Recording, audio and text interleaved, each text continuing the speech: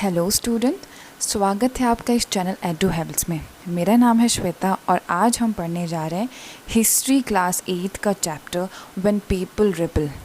Okay, ये बहुत ज़्यादा इम्पॉर्टेंट चैप्टर है इसीलिए क्योंकि जब हम मॉडर्न हिस्ट्री पढ़ते हैं, जब हम पढ़ते हैं कि ब्रिटिश रूल इंडिया में कैसे रहा है तो उसकी शुरुआत कहाँ से हुई होगी, ऐसे कौन सी वो पहली वॉर थी जहाँ से ये पूरा जो वॉर्स हमने देखे, मूवमेंट देखे, वो स्टार्ट हो जाते हैं। ये तो हम जानते हैं कि 1947 में इंडिया को आज़ादी मिल गई थी, बट ऐसी कौन सी वॉर थी जो सबसे स्टार्टिंग में हुई थी, तो उसी के बारे में ये चैप्टर पूरा बताता है। तो पहले जो हमारी वॉर हुई थी वो थी 1857 की war, which was called the first war of independence, यानी आज़ादी के लिए वो पहली वॉर थी। ओके, तो 1857 में हम देखते हैं 1857 का जो रिवॉल्ट है वो बहुत ज़्यादा पॉपुलर है। बहुत सारे लीडर्स हमने देखे जो कि उन्होंने बहुत ज़्यादा ब्रेवरी दिखाई, बहुत ज़्यादा करेजियस लीडर्स थे और वो हमारे हिस्ट्री में बहुत ज़्यादा इम्पॉर्टेंट रोल प्ले करते हैं।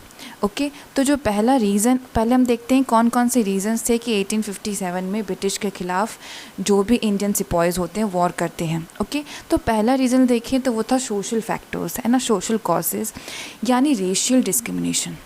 एक पॉइंट ऐसा आ गया था कि वहाँ पे इंडिया में जो रेशियल डिस्क्रिमिनेशन था वो बहुत ज़्यादा हो गया था। ओके, रेशियल डिस्क्रिमिनेशन यानी on the basis of colour आप किसी के साथ डिस्क्रिमिनेशन कर रहे हो। ओके, और बहुत सारे इसमें रिलीजियस फैक्टर्स भी इंक्लूडेड थे, जैसे कि हमने पढ़ा है कि उस टाइम पे जो भी ब्रिटिश में थे तो उस ब्रिटिश रूल में ये किया गया था कि एक सती प्रैक्टिस होती थी। ओके, सती प्रैक्टिस यानी जो विडोज़ थे उनको जला दिया जाता था आफ्टर अगर उनके हस्बैंड की डेथ हो जाती है। ओके, तो यहाँ पे उस प्रैक्टिस को ख़त्म कर दिया गया था और एक एक्ट लेके आ गए थे 1856 में, which was called window remarriage act.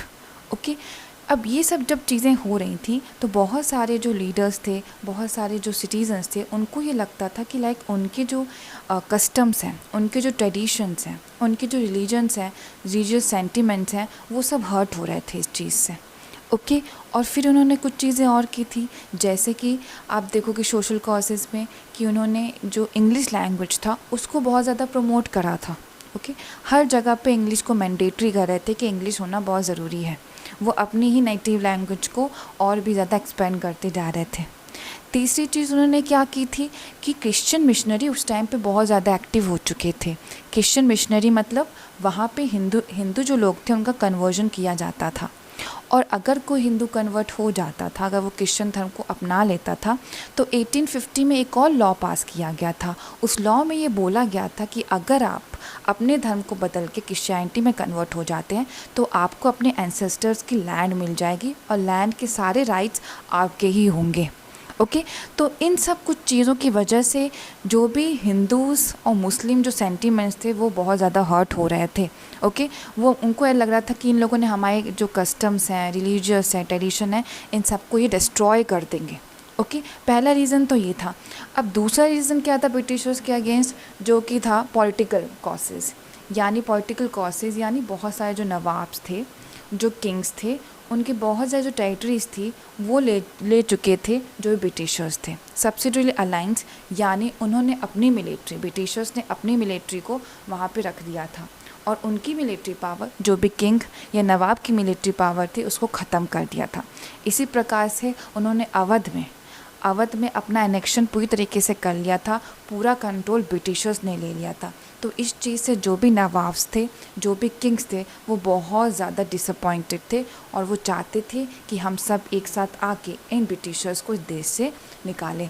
Okay, तीसरा चीज़ है इकोनॉमिक फैक्टर्स में देखें, एक तो वहाँ पे जो सिपॉयज़ होते थे उनके साथ बहुत ज़्यादा डिस्क्रिमिनेशन होता था। Okay, on the basis of जैसे सैलरीज़ हैं, प्रमोशंस हैं, रैंक्स हैं, इन सब चीज़ों में। दूसरी चीज़ कि उस टाइम पे जो पीजेंट्स हैं यानी जो किसान थे, उनके ऊपर बहुत ज़्यादा टैक्स लगा दिया गया था। ओके, तो यहाँ पे इकोनॉमिक फैक्टर्स था, सोशल कॉजेज़ था और पॉलिटिकल कॉजेज़ थी, जिसकी वजह से लोग एक साथ आ जाते हैं अगेंस्ट द ब्रिटिशर्स। जो भी इंडियन सिटीजन्स थे वो एक साथ आ गए थे, इरिस्पेक्टिव वो हिंदू थे या फिर कोई मुस्लिम थे। तो अभी हम आगे पढ़ेंगे कि ऐसे कौन कौन से लीडर्स थे जिन्होंने एक्टिवली पार्टिसिपेशन दिखाया इन द 1857 रिवॉल्ट। तो अब हम देखते हैं ऐसे कौन से प्रोमिनेंट लीडर्स थे 1857 के रिवॉल्ट में, ओके, जिन्होंने देश के लिए अपनी जान तक दे दी। ओके, बहुत ही कम एज में ये लोग देश के लिए अपनी कुर्बानी दे चुके हैं। ठीक है, तो जो पहले लीडर का नाम है वो है मंगल पांडे। ओके, तो मंगल पांडे कौन थे? वो एक इंडियन सोल्जर थे जो कि ब्रिटिश आर्मी में थे। सिपाही मतलब होता है कि वो सोल्जर थे। ओके, अब यहाँ पे वो क्या करते हैं, he attack the officers in Barrackpore. Barrackpore West Bengal में एक जगह है जहाँ पे उनकी पोस्टिंग थी, और वहाँ पे वो अपने ऑफिसर्स को ही अटैक कर देते हैं। तो यहाँ पे इंडियन म्यूटिनी यानी इंडियन सिपाही म्यूटिनी हो जाती है। आप सोचो कि म्यूटिनी क्या होती है? म्यूटिनी मतलब ये होता है कि जो भी सोल्जर्स हैं वो अपने ऑफिसर्स की ही बात को डिसओबे करें। तो यहाँ पे इंडियन म्यूटिनी जो थी वो बहुत ज़्यादा बढ़ चुकी थी।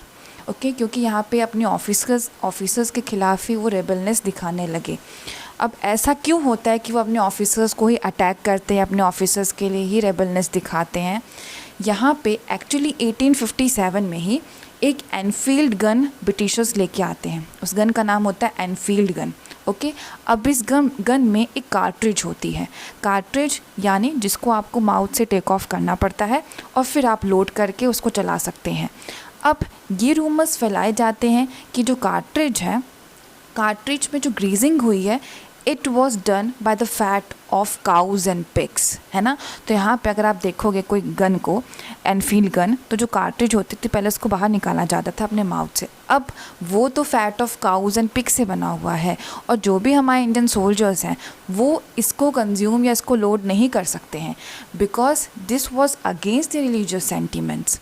ओके, ये इस चीज़ को एक्सेप्ट नहीं करना चाहते थे कि आप इन्हीं ऐसी गन लेके आए हो जिसमें जो कार्ट्रिज है वो किसी फैट ऑफ काउज और पिग से बनी हुई है। ओके, तो ये सब चीज़ें के लिए जो पहली शुरुआत हुई थी वो की थी मंगल पांडे ने। अब यहाँ पे ही वॉज इंडियन सिपाही in British army and he was hang to death in 8 April 1857। उनको फांसी की सज़ा दे दी गई थी just because he attack the officers in the British army. Why he attack the British officers? Because cartridge were grease from fat of cows and pigs. क्योंकि जो एनफील्ड गन थी उसमें जो कार्ट्रिज थे वो it was made of fat of cows and pigs. Okay, और ये जो चीज़ें थी it was against the religious sentiments of both Hindus and Muslim that time. Okay, अब इस रेजिमेंट की शुरुआत देखिए तो बहुत सारे अलग अलग रेजिमेंट थे। अब जैसे ही मंगल पांडे को फांसी दे दी जाती है तो उसके बाद अलग अलग जगह पे अलग अलग रेजिमेंट में आवाज़ उठने लगती है अगेंस्ट द ब्रिटिशर्स। जो पहले जो सिटी होती है जहाँ से आवाज़ उठना शुरू होती है वो होती है मेरठ। मेरठ से लेके लखनऊ, आगरा, हर जगह पे जो रिवॉल्ट होता है वो बहुत ज़्यादा ग्रेटर एक्सटेंट में पहुँच जाता है, और इसका सबसे बड़ा सपोर्ट मिलता है इंडियन सिपाहीज़ की तरफ से, जो कि बिल्कुल mutiny against the Britishers because they started disobeying there officers. Okay, तो पहले जो हमारे लीडर्स हैं जिन्होंने इसको अपोज किया था इस ब्रिटिशर्स के इस एनफील्ड गन को, वो थे मंगल पांडे। ओके, अब जो हमारे दूसरी लीडर हैं उनका नाम है रानी लक्ष्मीबाई। ओके, जिनको हम सभी जानते हैं, खूब लड़ी मर्दानी, वो तो झांसी वाली रानी थी, है ना। तो क्या वजह थी कि झांसी वाली जो रानी थी, रानी लक्ष्मीबाई थी, वो इस रिवॉल्ट में आ जाती हैं? ओके, तो इसका सबसे मेन रीज़न ये था कि वो ये चाहती थी कि जो उनका अडॉप्टेड सन है वो इस किंगडम को आगे लेके चले और वो झांसी फोर्ट को संभाले, क्योंकि उनके हस्बैंड की डेथ बहुत पहले हो चुकी थी। So after the death of her husband वो ये चाहती थी कि उनका अडॉप्टेड सन इस किंगडम को संभाले। बट क्या होता है कि कुछ साल ही पहले यानी 1848 में लॉर्ड डलहौजी एक एक्ट लेके आते हैं जिसका नाम होता है डॉक्ट्राइन ऑफ लैप्से, और ये एक्ट ये बोलता है कि कोई भी जो बेटा है, अगर कोई बेटा है तो ही उस किंगडम को संभाल सकता है। ओके, पर अगर वो गोद लिया हुआ बेटा है या किसी भी किंग का कोई भी बेटा नहीं है तो वो जो टेरिटरी होगी वो ऑटोमेटिकली किसके अंदर आ जाएगी? ईस्ट इंडिया कंपनी के अंदर कंट्रोल में आ जाएगी। ओके, तो इस चीज़ के अगेंस्ट थी रानी लक्ष्मीबाई। वो नहीं चाहती थी कि इस चीज़ को पास किया जाए और इस चीज़ को फेवर किया जाए कि सिर्फ और सिर्फ जो आपका सगा बेटा है वही आपकी टेरिटरी को संभाल सकता है। तो इसीलिए रानी लक्ष्मीबाई ये चाहती थी कि इनका अडॉप्टेड सन इस किंगडम या इस झांसी फोर्ट को संभाले। ओके, पर अब आगे क्या होता है कि वहाँ पे उनसे बहुत ज़्यादा लोग जो ब्रिटिशर्स होते हैं बोलते हैं कि आप इतना पैसे ले लीजिए, इतना सब कर लीजिए, पर आपको जो है वो आपके बेटे को ये किंगडम, जो आपका अडॉप्टेड बेटा है उसको ये किंगडम नहीं मिल सकता, ये आ जाएगा ब्रिटिश फोर्सेस के अंदर। ओके, तो इसीलिए रानी लक्ष्मीबाई इस रिवॉल्ट में आती हैं। मेन रीज़न यही था कि वो चाहती थी कि जो उनका अडॉप्टेड सन है वो इस झांसी के फोर्ट को संभाले। अब हम देखते हैं तीसरे जो लीडर हैं जिनका नाम है Nana Saheb. Nana Saheb was the adopted son of Peshwa Bajirao two. Okay, तो यहाँ पे जो नाना साहेब, पेशवा देखे जो एक मराठा एम्पायर रहे हैं, और नाना साहेब जो थे उनका कुछ रूल था कानपुर के कुछ एरियाज़ में, और वहाँ पे उन्होंने कुछ फोर्सेस को डिप्लॉय किया था अगेंस्ट द ब्रिटिशर्स। यहाँ पे नाना साहेब और तात्या तोपे ये दोनों चाइल्डहुड फ्रेंड थे ऑफ रानी लक्ष्मीबाई। ओके, तात्या तोपे की बात की जाए तो तात्या तोपे was the general of Nana Saheb. Tatya तोपे ने ग्वालियर में, कानपुर में बहुत ज़्यादा फोर्सेस लगाई थी, और इन दोनों ने ही अगेंस्ट द ब्रिटिशर्स काफ़ी अच्छी फ़ाइट की थी, और रिवॉल्ट में इनकी बहुत ज़्यादा इम्पॉर्टेंट रोल था। तीसरे हैं बिरजिस कदर, जिन्होंने रूल किया था लखनऊ में। ओके, लखनऊ में इन्होंने अगेंस्ट द ब्रिटिशर्स फाइट किया था। कुंवर सिंह ने देखा था बिहार को, और रानी अवंतीबाई लोधी ने देखा था मंडला, जो कि एमपी में है। ओके, तो ये सब कुछ प्रोमिनेंट लीडर्स थे जिन्होंने 1857 रिवॉल्ट में बहुत इम्पॉर्टेंट रोल प्ले किया है। ओके, तो यहाँ पे तात्या तोपे की बात करें तो यहाँ पे उन्होंने कानपुर में, ग्वालियर में, सेम विद नाना साहेब, उन्होंने ब्रिटिशर्स को बुरी तरीके से हरा दिया था। ओके, टाइम ऐसा आ चुका था कि ब्रिटिशर्स को ऐसा लग रहा था कि उनका रूल यहीं पे ख़त्म हो जाएगा and they have to go back to the England. Indian leaders इतने स्ट्रांगली इस रिवॉल्ट के अगेंस्ट थे और रिवॉल्ट को जीत रहे थे। Okay, in Hindu Muslim unity भी इस रिवॉल्ट में हमने देखी थी, रिस्पेक्टिव कोई भी रिलीजन था, सब एक साथ हो गए थे अगेंस्ट द ब्रिटिशर्स। और इतनी मजबूती को देखते हुए, इतने स्ट्रॉन्ग फोर्सेस को देखते हुए ब्रिटिशर्स को एक टाइम पे ये लगा था कि उन्हें यहाँ से जाना ही पड़ेगा। बट एक्चुअली होता क्या है, कुछ टाइम पे बाद जो कंपनी होती है वो फाइट बैक करती है, और फाइट बैक वो कैसे करती है इसको समझते हैं। अब जैसे कि जब जो भी रिवॉल्ट हो रहा था, तो जो भी इंडियन लीडर्स थे और जो भी ये प्रोमिनेंट लीडर्स थे हमारी कंट्री में, उन्होंने अपने लीडर को किसको बनाया था? अपने लीडर वो थे बहादुर शाह जफ़र। ओके, बहादुर शाह जफ़र जो थे वो लास्ट मुग़ल एम्परर थे। जैसे कि आप मुग़ल पीरियड को पढ़ते हो तो स्टार्ट होता है बाबर, अकबर। ओके, बाबर, हुमायूं, अकबर, जहांगीर, शाहजहां, औरंगज़ेब, जाते जाते हम जब देखते हैं तो जो लास्ट मुग़ल एम्परर उस टाइम पे होते हैं उनका नाम होता है बहादुर शाह जफ़र। ओके, तो जो भी लीडर्स थे, जो भी इंडियन लीडर्स थे उस टाइम पे, जो भी नवाब्स थे, जो भी किंग्स थे, वो चाहते थे कि जो बहादुर शाह जफ़र एक मुग़ल एम्परर जो हैं वो हमारी इंडिया को उस टाइम पे चलाए और वही रूल देखें, ना कि हमारा रूल देखे ईस्ट इंडिया कंपनी या फिर ब्रिटिशर्स। ओके, तो यहाँ पे अब जो उनकी स्ट्रैटेजी होती है ब्रिटिश की, वो क्या करते हैं, वो दिल्ली को रिकैप्चर कर लेते हैं।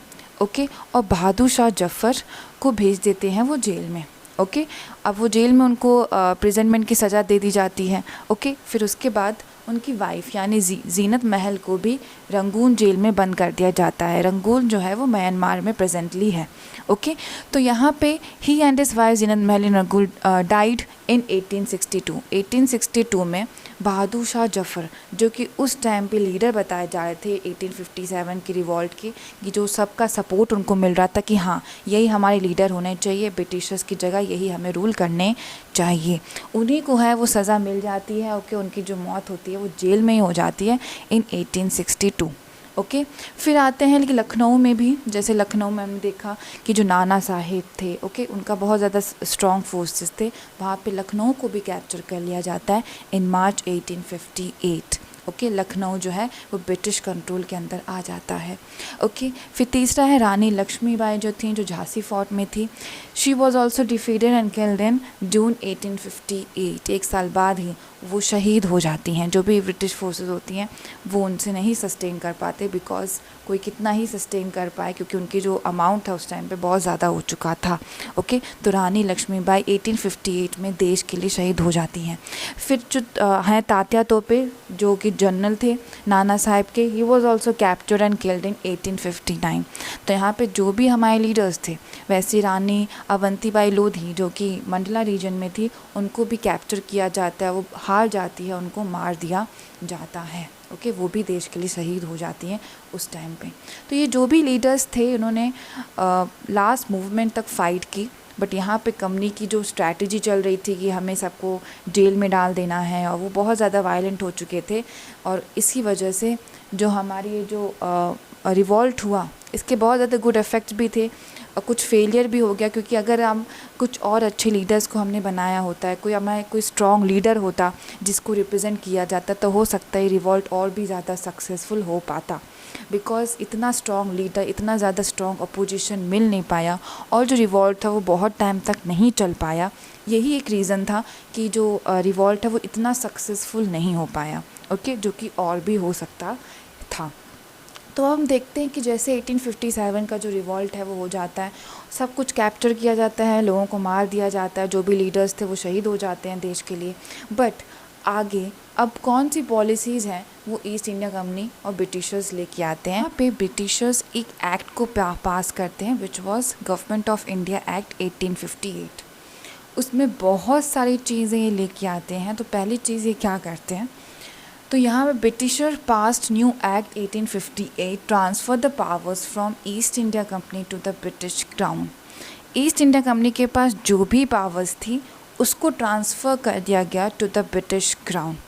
ओके, फिर यहाँ पे गवर्नर जनरल की जो पोस्ट हुआ करती थी, गवर्नर जनरल ऑफ इंडिया, उसकी जगह पे एक न्यू टाइटल दे दिया गया उस पोजीशन को, और बोल दिया गया voice Roy of India. Alright, तीसरी चीज़ इन्होंने क्या की, member of British cabinet, secretary of state. Okay, कोई भी ब्रिटिश कैबिनेट का जो मेंबर होगा उसको सेक्रेटरी ऑफ स्टेट बता दिया जाता था। ऑलराइट, फिर आता है abolishment of doctrine of lapse. Doctrine of lapse जो कि लॉर्ड डलहौजी लेके आए थे 1848 में।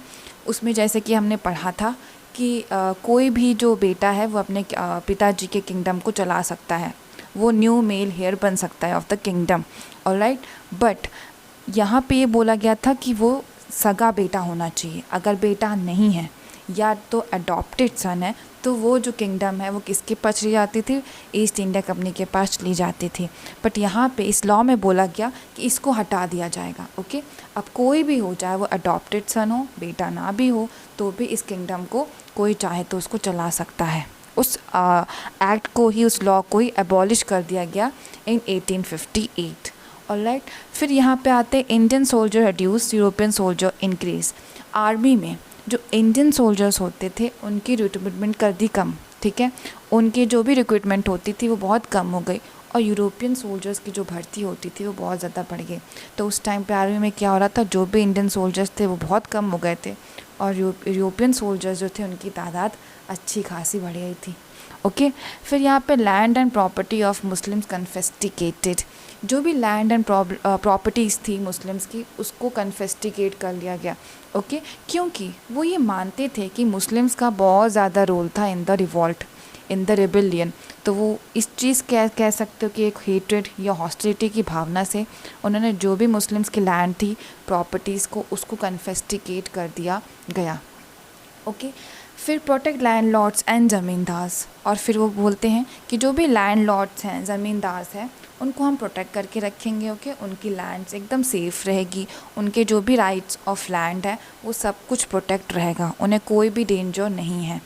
एक और चीज़ उन्होंने बोला कि they will respect the religious and custom tradition of Indians. Okay, ये सारी चीज़ें जो हम देखेंगे इस एक्ट में, ये सब अपीसमेंट पॉलिसी थी ब्रिटिशर्स की। ओके, क्योंकि वो चाहते थे, वो लॉयल्टी चाहते थे ऑफ द इंडियन सिटीजन्स, क्योंकि अगर उन्हें लॉयल्टी मिल जाती तो इस देश में वो आराम से रूल कर सकते थे। वो चाहते थे कि वो इंडियंस के सपोर्ट से इस देश को चलाएं, यानी सरकार हो ब्रिटिशर्स की, बट भले ही सपोर्ट इंडियन से मिले। ओके, तो ये अपीजमेंट पॉलिसी, इन सारे पॉइंट्स में हमने देखा कि आपके रिलीजियस को हम रिस्पेक्ट करेंगे, है ना, we will abolish the doctrine of lapse, we will give the rights to landlords and zamindars, all this things. Okay, यहाँ पे बहुत सारी चीज़ हमने खुद के लिए उन्होंने पावर्स बढ़ा दी, जैसे उन्होंने वॉइस रॉय पोजीशन लेके आ गए, फिर यहाँ पे सेक्रेटरी ऑफ स्टेट को लेके आ गए, एंड जो भी ईस्ट इंडिया कंपनी की पावर्स थी वो किसको दे दी गई, वो दे दी गई ब्रिटिश क्राउन को। तो ये सारी जो चीज़ें थी वो आई थी गवर्नमेंट ऑफ इंडिया एक्ट 1858 में। ये चीज़ आपको ध्यान रखनी है। ओके, तो यहाँ पे ये चैप्टर कंप्लीट हो गया। आई होप ये चैप्टर आपको समझ में आया होगा। ओके, इस चैप्टर को अच्छे से रीड करें, समझिए, क्योंकि बहुत ज़्यादा इम्पॉर्टेंट चैप्टर है। आपको सारे लीडर्स के नाम पता होने चाहिए कि जिन्होंने देश के लिए क्या क्या किया था।